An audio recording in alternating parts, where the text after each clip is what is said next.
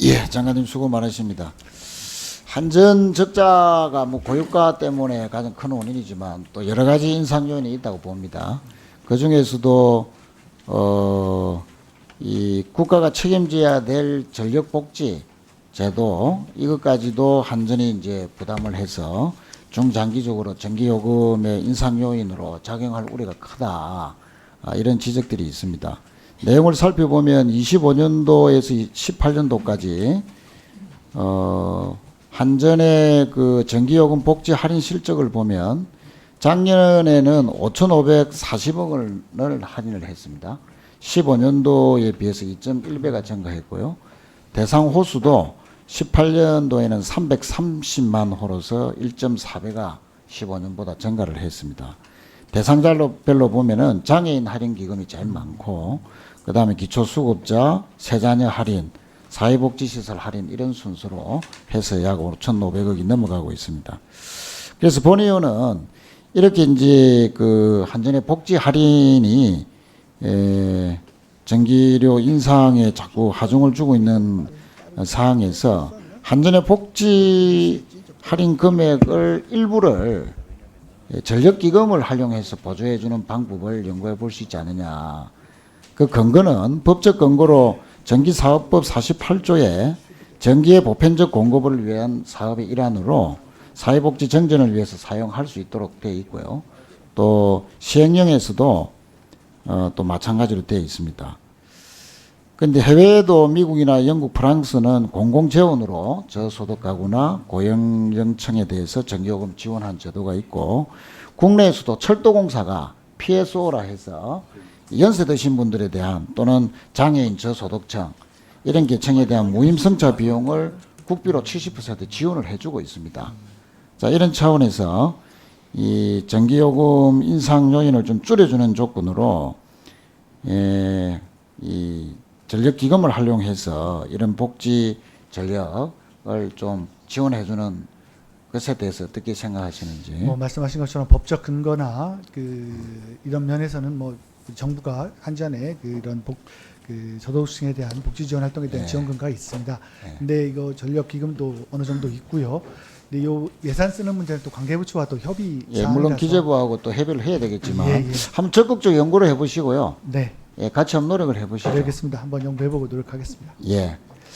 다음 석유공사 사장님, 잠시 일어서 주시기 바랍니다. 요즘 많이 어렵습니다, 그죠? 지금 어쨌든 MB 정부 시절에 무리한 해외 자원 개발로 인해서 지금 뭐 부채가 17조를 넘어가고 부채 비율이 2000%를 넘어가고 있는데, 자, 이렇게 해서 상황이 어려운데도 지금 해외 근무 직원들이 사택을 너무 좀 화롭게 쓰고 있다. 동영상 한번 잠시만 한번 보시죠. 한 숙박시설입니다. 넓은 야외 수영장과 고급 편의시설들을 갖춘 5성급 호텔 수준의 숙박시설이라고 홍보하고 있습니다. 130제곱미터짜리 방 하나를 빌리려면 월 623만 원이 듭니다. 그런데 석유공사 직원들 일부가 업무상 해외에 체류하며 이런 고급 숙박시설을 이용하는 걸로 드러났습니다. 공사 측은 현지 숙소를 답사한 적이 없어 몰랐다는 입장입니다.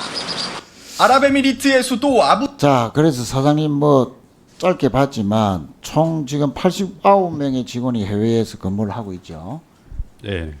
그래서 연간 임차료가 37억 원을 넘어서는데, 방금 그 하면은 아부다비의 5성급 호텔에 준하는 사택이고, 지금 베트남에서도 월 최대 402만 원을 지급하는 또 사택을 또 제공을 하고 있는데요. 지난 3월 달에 비상경영계획을 발표했지 않습니까? 네, 그렇습니다. 근데 비상경영계획을 발표한 이 와중에도 해외 직원들은 이렇게 공무원들의 그 사택 기준을 초과하는 게 지금 40%를 넘어가고 있고, 국민 눈높이는 더더군다나 안 맞는 이런 초호화 사택을 앞으로 계속 이렇게 제공하실런지 좀 시정해야 되지 않겠습니까? 네, 조사를 해서 시정토록 하겠습니다. 이번에 새로 하셨어요? 저희가 복지비가 좀 과다하게 지급된 게 좀 있어서요. 제가 작년에 부임한 이래로 쭉 꾸준히 개정을 추진해 왔습니다. 했는데 나름대로 많이 바꿨다고 예, 생각하는데 그래서- 아직 좀 일부 예. 미진한 게 좀 있었다고 생각됩니다. 이거는 뭐 일부 미진한 정도가 아니고 여러 가지 면에서 불합리하니까 적극적으로 시정 조치를 네, 그렇게 하겠습니다. 당부해 주시기 바랍니다. 예. 또 장관님, 네. 가계부가 2년마다 해외 선진국과 국내 기술 수준을 평가하고 분석 발표하는데 지난 3월에 2018년도의 기술 수준 평가 결과를 발표를 했습니다. 네. 그 내용을 보면 11개 분야 120개 중점 과학 분야로 세분해서 국내 1200명의 산학년 전문가가 평가한 결과인데요. 잠시 표를 이렇게 보시면 예. 표에 나와 있는 바와 같이 2018년 기준으로 우리나라 과학기술 전체에 대한 기술 수준은 76.9%로 중국보다 겨우 이제 0.9% 정도 앞서가고 있는 걸로 봐지고 일본보다는 11% 정도 뒤지고 있는 것으로 분석을 하고 있습니다. 11개 분야별로 보면 ICT나 소프트웨어 분야가 가장 우리가 경쟁력이 있는 걸로 나타나고요. 또 가장 낮은 것은 국방이나 우주, 항공, 해양 뭐 이런 분야 순으로 나오고 있는데 오늘 질의드릴 분야는 에너지 분야입니다. 이 중순위 정도의 수준인 이 에너지 자원 분야를 보면은 우리나라가 76.8%, 중국과 거의 동일하고 일본보다는 13.8%나 낮게 이렇게 평가를 하고 있습니다.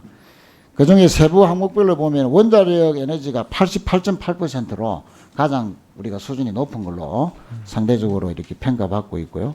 또 고효율 태양전지, 태양광이 87.5%, 뭐 해양에너지, 수소연료전지 이런 순인데 가스 발전 분야는 57.5%를 받아서 최하위 수준입니다. 예. 그래서 원자력 기술력만 강조하는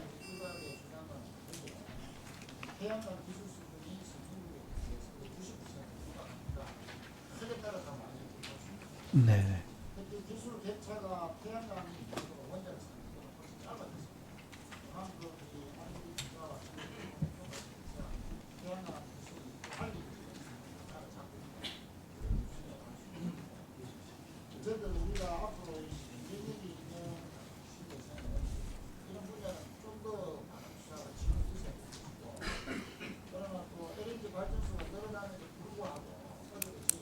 예.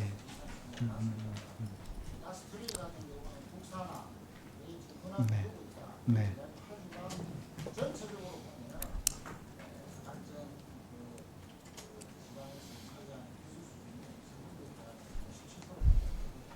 네네.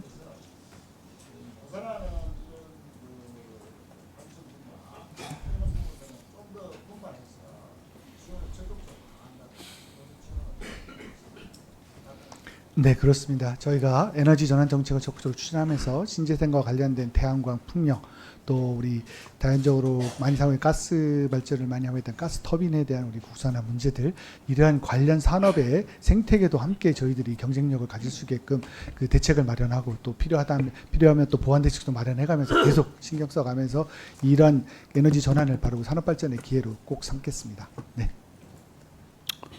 예, 다음은 존경하는 김정재 의원